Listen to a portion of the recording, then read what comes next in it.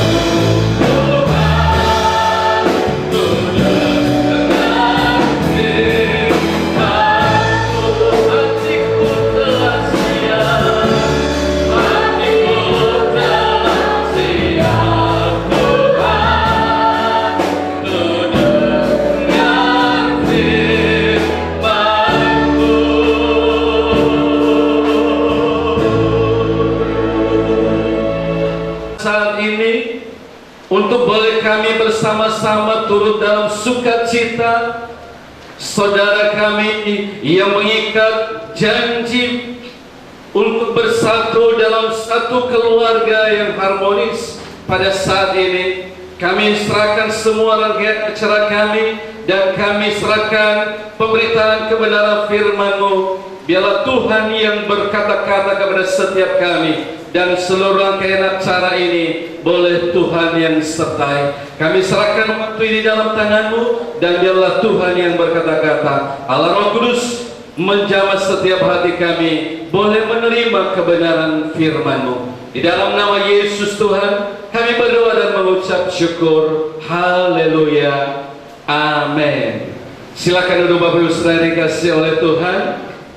Orang tua dari kedua mempelai yang boleh hadir dalam ruangan di tempat ini, dan biarlah sama-sama boleh kita menyaksikan kemurahan Tuhan atas anak kita Eliezer Gia dan Rohani Telong Banua. Sebelum kita melanjutkan dalam acara pemberkatan nikah, maka kita mendengarkan kebenaran firman Tuhan. Saya ajak kita untuk membuka dalam kitab Kejadian pasalnya yang kedua. Kitab Kejadian pasalnya yang kedua,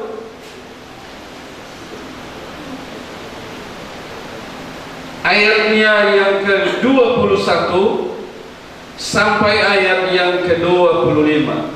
Ayatnya yang ke-21 sampai ayat yang ke-25. Demikian firman Tuhan. Saya akan bacakan kepada kita semuanya. Bapak Ibu boleh mengikutinya. Lalu Tuhan Allah membuat manusia itu tidur nyenyak. Ketika ia tidur, Tuhan Allah mengambil salah satu rusuk daripadanya, lalu menutup tempat itu dengan daging. Dan dari rusuk yang diambil Tuhan Allah dari manusia itu, dibangunnyalah seorang perempuan, lalu dibawanya kepada manusia itu. Lalu berkatalah manusia itu, inilah dia, tulang dari tulangku dan daging dari dagingku. Ia akan dinamai perempuan, sebab ia diambil dari laki-laki. Sebab itu seorang laki-laki akan meninggalkan ayahnya dan ibunya dan bersatu dengan istrinya, sehingga keduanya menjadi satu daging. Mereka keduanya telanjang, manusia dan istrinya itu, tetapi mereka tidak merasa malu. Bapak Ibu Saudara dikasih oleh Tuhan, bahwa keluarga atau membangun keluarga adalah merupakan kehendak Tuhan. Membangun keluarga adalah rencana Allah sejak dari semula. Dikatakan bahwa lembaga yang pertama yang pernah ada di atas muka bumi ini adalah lembaga keluarga. Siapa yang menciptakan, siapa yang berinisiatif untuk membangun keluarga? Ternyata Allah sendiri yang berinisiatif, karena Allah mengatakan tidak baik kalau manusia itu seorang diri, tetapi ia harus ada pendamping. Tetapi kalau kita melihat ayat-ayat ini dari atas, Bapak Ibu Saudara kasih oleh Tuhan, manusia itu diperintahkan oleh Allah untuk menamai semua makhluk yang ada di atas muka bumi. Tetapi dikatakan ia sendiri tidak menemui aspek yang sepadan dengan dia. Dan Allah ternyata mengetahui, Allah ternyata memahami apa yang dibutuhkan oleh manusia itu. Dikatakan ketika dia menamai seluruh makhluk hidup yang ada di atas muka bumi, manusia itu dalam hal ini Adam, ia tidak menemukan yang sepadan dengan dia. Oleh karenanya Bapak Ibu Saudara dikasih oleh Tuhan, Allah berinisiatif. Artinya Allah memahami kebutuhan setiap manusia. Allah mengerti bahwa manusia itu butuh seseorang yang sepadan dengan dia. Dan kita bersyukur pada hari ini Saudara Eliezer Gia sudah menemukan yang sepadan dengan dia. Amin. Iya. Karena dikatakan oleh firman Tuhan bahwa prinsip dalam pernikahan, prinsip dalam kesatuan, prinsip dalam membangun keluarga, firman Allah mengatakan bahwa harus ia menemukan yang sepadan dengan dia. dia. Manusia itu tidak bisa bersatu dengan yang tidak sepadan dengan dia. Oleh karenanya, ketika ia sudah menamai semua makhluk hidup dan ia tidak menemui yang sepadan dengan dia, manusia itu tidak melakukan apa-apa. Ia tidak sepadan dengan yang lain, ia tidak sepadan dengan makhluk yang lain, dan ia tidak mencoba-coba untuk menyatu dengan apa yang ia sudah sebutkan nama-nama makhluk itu. Tetapi Allah memahami bahwa ia sedang mencari apa yang sepadan dengan dia, dan dikatakan Allah membangun perempuan itu dari rusuk laki-laki. Bahkan dikatakan perempuan itu disebut dia sebagai perempuan karena ia berasal dari laki-laki. Kebenaran firman Tuhan berkata bahwa pada awalnya nama perempuan itu dikatakan dia perempuan karena ia diambil dari laki-laki. Dan tugas setiap kita, laki-laki dan perempuan, menemukan di mana dan siapa yang sepadan dengan kita untuk membangun keluarga bahagia. Adam dan Hawa setelah mereka bersatu diberkati oleh Tuhan, ditaruh dalam Taman Eden, tetapi mereka sudah melalui prinsip yang untuk membangun keluarga, yaitu harus sepadan. Bapak Ibu sudah dikasih oleh Tuhan, bagi yang sudah membangun keluarga, kita yang ada di tempat ini, saya percaya bahwa semua yang sudah menikah di sini adalah pasangannya sepadan. Amin. Jangan ada yang bilang lagi, wah kayaknya dulu kurang sepadan ini Pak Pendeta. Kalau sudah jadi, berarti itu sepadan. Amin. Ya. Kalau sudah jadi, itu berarti kehendak Tuhan. Kalau sudah jadi, berarti itu sudah sepadan. Tapi bagi anak-anak muda, baik laki-laki maupun perempuan, prinsip dalam membangun keluarga, prinsip dalam perkawinan, Alkitab mengatakan harus engkau temukan yang sepadan denganmu. Entah itu sepadan dalam banyak hal. Yang pertama, tentu saja sepadan dalam iman, tentu saja sepadan dalam kehendak, sepadan dalam keseharian, sepadan dalam banyak hal. Kalau saudara menikah, menyatu dengan orang-orang yang tidak sepadan, maka terlalu banyak harga yang harus dibayar untuk itu. Oleh karenanya firman Tuhan berkata dari awal, temukanlah yang sepadan denganmu. Dan saudari rohani hari ini sudah menemukan yang sepadan dengan dia. Saudara Eliezer juga sudah menemukan yang sepadan dengan dia. Kalau sudah menyatu dengan apa yang sepadan, maka saya percaya ke depan kita akan menikmati rumah tangga, keluarga Kristen yang harmonis dan bahagia. Mustahil rasanya ada kebahagiaan, ada keharmonisan dalam keluarga Kristen kalau suami dan istri tidak sepadan, dalam berencana tidak sepadan, dalam berpikir tidak sepadan, dalam berkehendak tidak sepadan. Semuanya sulit mereka menemukan satu titik temu, selalu berbeda di berbagai aspek. Itu sebabnya Tuhan mau setiap kita bahwa kita harus menikah, harus bersatu dengan orang-orang yang sepadan dengan kita. Itu sebabnya juga dalam undang-undang pernikahan diwajibkan atau dianjurkan di Indonesia atau di beberapa negara lain bahwa dikatakan kesepadanan yang utama, yang pertama dikatakan adalah kesepadanan dalam takut akan Tuhan. Kalau apa yang kita akan kehendaki untuk kita rencanakan, maka dikatakan kesepadanan, ukuran kesepadanan yang pertama harus sepadan dengan apa yang diimani, sepadan dalam keyakinan, sepadan dalam tujuan takut akan Tuhan. Dan puji Tuhan, Eliezer dan Rohani sudah tepat dalam hal ini, karena mereka adalah sama-sama anak Tuhan, adalah mereka memiliki iman yang sama, yaitu di dalam Yesus Kristus Yesus Tuhan, karena hanya di dalam Tuhanlah ada keselamatan yang semua orang mencarinya. Tetapi puji Tuhan, saudara Eliezer sudah menemukan yang sepadan dalam iman. Puji Tuhan, saudari Rohani sudah menemukan yang sepadan dengan dia di dalam iman. Nah, kalau tahap pertama ini sudah bagus, maka dikatakan mereka ada dalam terang. Firman Tuhan berkata, mereka boleh menikmati keindahan, kenikmatan, dan segala kebahagiaan dalam keluarga. Mereka boleh menerima mandat daripada Tuhan. Apa mandat daripada Tuhan dalam keluarga? Dikatakan di pasal yang pertama daripada Kejadian, ayat yang terakhir, dikatakan bahwa Ia memberikan mandat kepada mereka, yaitu mengusahakan taman, mengusahakan tanah di mana mereka ada. Yang kedua, beranak cucu. Yang ketiga, menaklukkan bumi, berkuasa atas semua burung, ikan, dan semua yang bergerak di atas muka bumi. Ada mandat. Tapi bagaimana supaya boleh kita melaksanakan mandat yang diberikan oleh Allah kalau tidak ada kesepadanan antara suami dan istri? Bagaimana mereka boleh berkuasa? Bagaimana boleh mereka menaklukkan apa yang mereka harus taklukkan kalau tidak ada kesepadanan?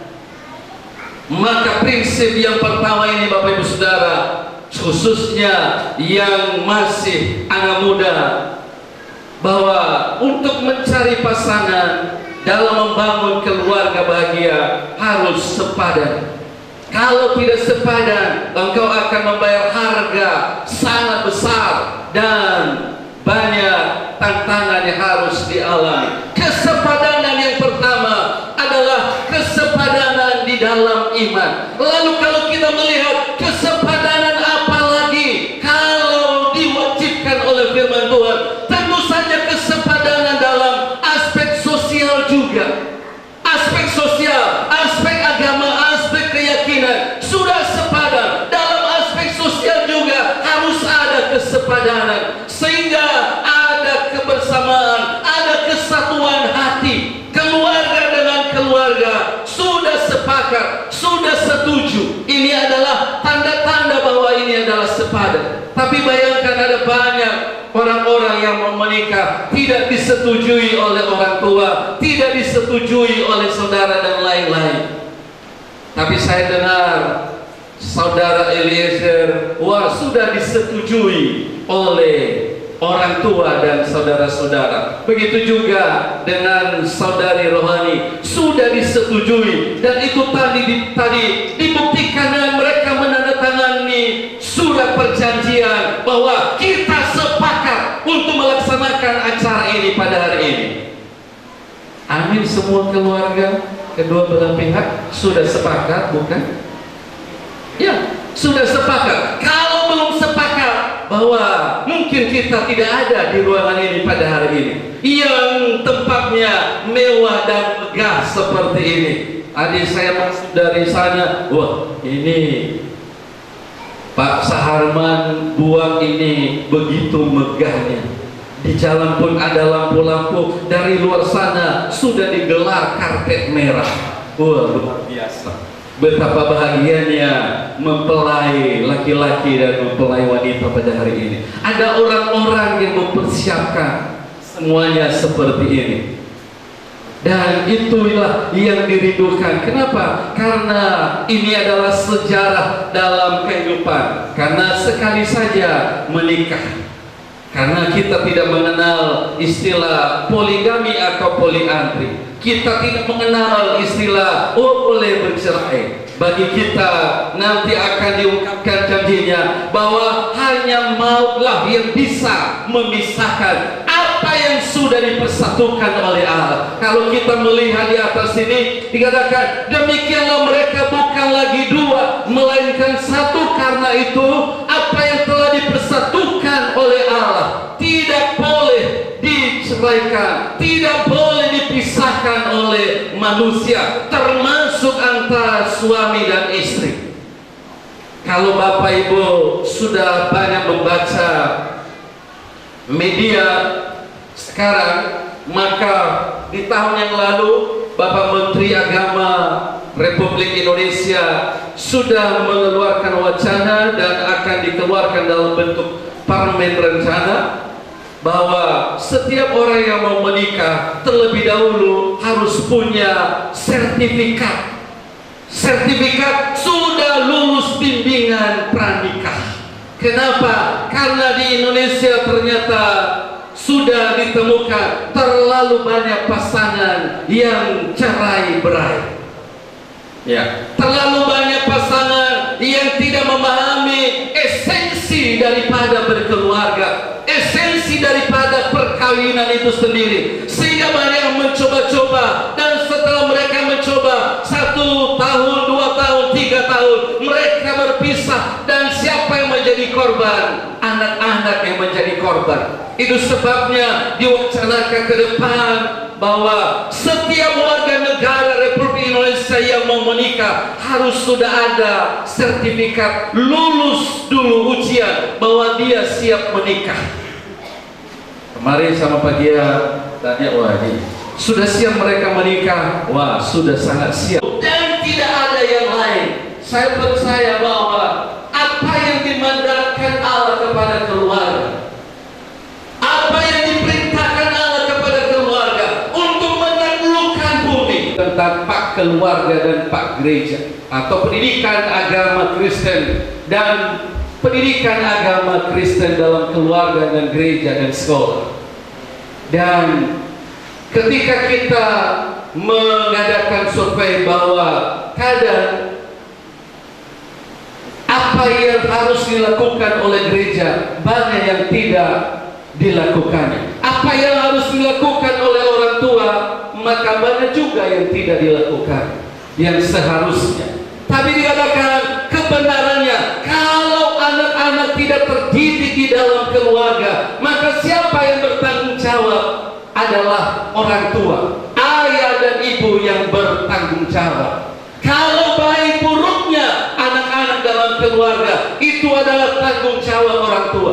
Tapi kalau orang tua gagal melaksanakan tugas tanggung jawabnya dalam membangun keluarga bahagia, dalam membangun keluarga harmonis, dan mendidik anak-anaknya dalam jalan akan Tuhan, siapa yang bertanggung jawab? Dengan tegas saya mengatakan bahwa gerejalah yang bertanggung jawab untuk hal itu. Gereja tidak boleh hanya berpangku tangan. Oh, gimana mereka, apakah bahagia atau tidak? Tidak boleh membiarkan. Itu sebabnya program gereja bukan hanya menyelenggarakan ibadah, tapi membina keluarga demi keluarga. Itu tanggung jawab kita di gereja Tuhan di Indonesia. Tanggung jawab kita. Kalau ada keluarga yang gagal, siapa yang gagal melaksanakan tugasnya adalah gereja. Tapi kalau anak-anak gagal dalam mencapai tujuannya, siapa yang gagal adalah orang tua, mata rantai. Tapi kalau gereja dan keluarga bersinergi, bergandeng tangan, karena tidak bisa dipisahkan satu dengan yang lain.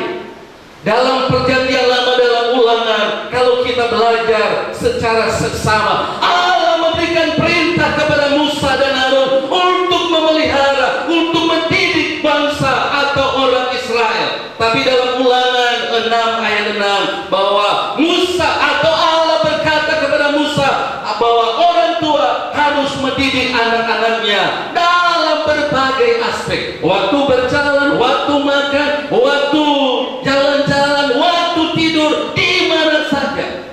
Tapi siapa yang mendidik orang tua? Itu tanggung jawab Musa dan Harun. Ada pembagian pekerjaan di sana.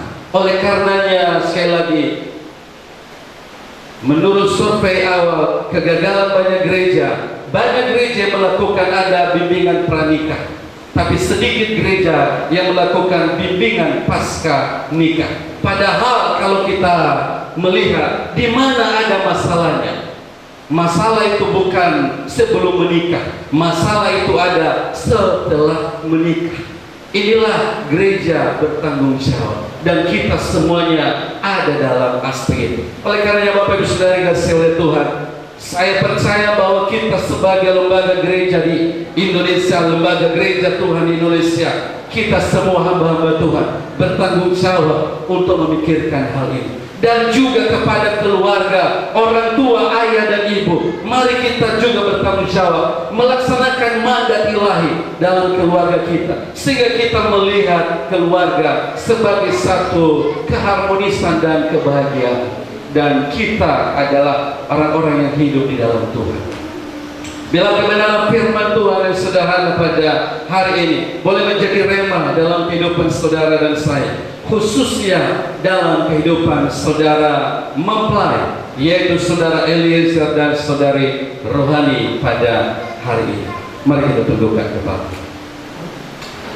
Bapa, di dalam nama Yesus kami mengucap syukur bahwa kebenaran firman-Mu telah kami dengarkan, dan khususnya untuk memberkati anak-anak-Mu yang mengikat janji setia di hadapan-Mu pada hari ini antara saudara Eliezer dan Rohani. Biarlah kebenaran firman Tuhan ini boleh mereka hidup di dalamnya, sehingga boleh mereka menikmati segala anugerah-Mu dalam keluarga, kebahagiaan, keharmonisan, dan juga anugerah besar dalam kehidupan mereka. Itu menjadi bagian hidup mereka, ya Tuhan. Kami serahkan kehidupan mereka dalam tangan-Mu, dan biarlah Tuhan yang menyertai pekerjaan kami selanjutnya untuk mempersatukan mereka. Biarlah Tuhan berkenan untuk boleh kami mempersatukan, dan apa yang sudah kami persatukan, apa yang sudah kami ikat di bumi, maka juga terikat di surga. Kami serahkan seluruh kehidupan kami di dalam tangan-Mu. Di dalam nama Yesus Tuhan,